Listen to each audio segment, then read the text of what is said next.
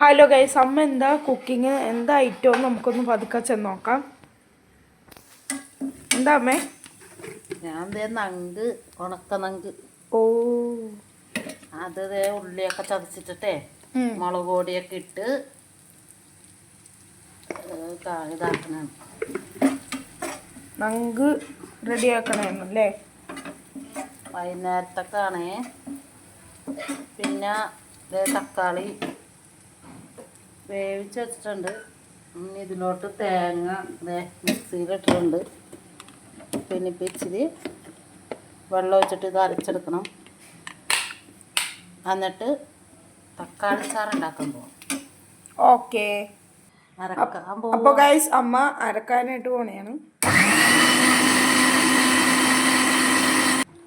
അങ്ങനെ guys ready ആയിട്ടുണ്ട് അല്ലേ? റെഡി ആയില്ലേ? കാണിച്ചേ. ഓക്കെ, റെഡി ആയിട്ടുണ്ട്. നല്ലോണം അരഞ്ഞിട്ടുണ്ടേ. നല്ലോണം അരഞ്ഞ് ഇനി നമുക്കിതെടുത്ത് തക്കാളിയിലോട്ട് ഒഴിക്കാം. അപ്പോൾ ഗൈസ് ഇത് തക്കാളിയിലോട്ട് ഒഴിക്കണമാണ്. ഇച്ചിരി വെള്ളവും കൂടി ഒഴിക്കണം ഇതിലോട്ട്. ഓ, ചില നേരം ഞാൻ ഇങ്ങനെ വാട്ടിയിട്ട് തക്കാളി ചാറുണ്ടാക്കും. ചിലപ്പോൾ ഞാൻ വേവിച്ചിട്ട് തക്കാളി ചാറുണ്ടാക്കും.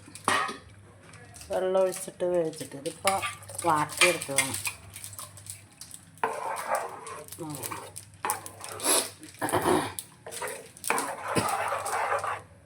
അപ്പോൾ ഇച്ചിരി കുറുകിപ്പോയി.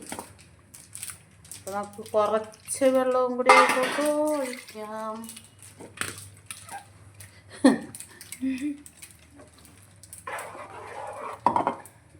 വെള്ളം തിളപ്പിക്കൂല ഞാൻ അധികം.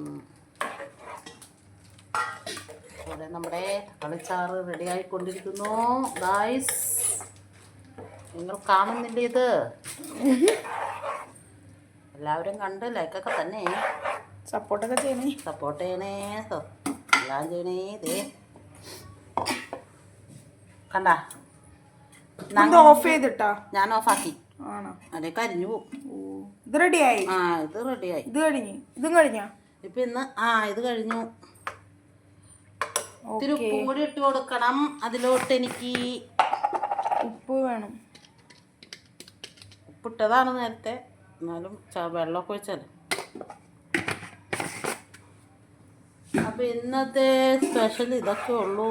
ബീഫും ചിക്കനൊന്നും ഇല്ല. 2 ദിവസമായിട്ട് ചിക്കനായിരുന്നു. കുറച്ച് ദിവസമൊക്കെ ചിക്കനായിരുന്നു. ഇന്ന് വെജിറ്റബിളുണ്ട്. ഇതേ ഈ ഉണക്കമീനൊക്കെ ഉണ്ട്. അപ്പം വീഡിയോ ഇഷ്ടപ്പെട്ടെങ്കിൽ തക്കാളി ചാറിൻ്റെ ഒപ്പമില്ലേ, നമുക്ക് ഉണക്കമീനൊക്കെ വറുത്ത് കൂട്ടി കഴിക്കാൻ നല്ല ടേസ്റ്റാണ്. ഇനി പപ്പടം വറുക്കോട്ടാ. പപ്പടം ഇപ്പോഴല്ല, അത് ചോറിനാൻ നേരത്തെ വറുക്കുള്ളൂ. അപ്പം വീഡിയോ ഇഷ്ടപ്പെട്ടെങ്കിൽ ലൈക്ക് ചെയ്യുക, സപ്പോർട്ടൊക്കെ ചെയ്യണേ. അപ്പോൾ ഓക്കെ, ബൈ ബൈ.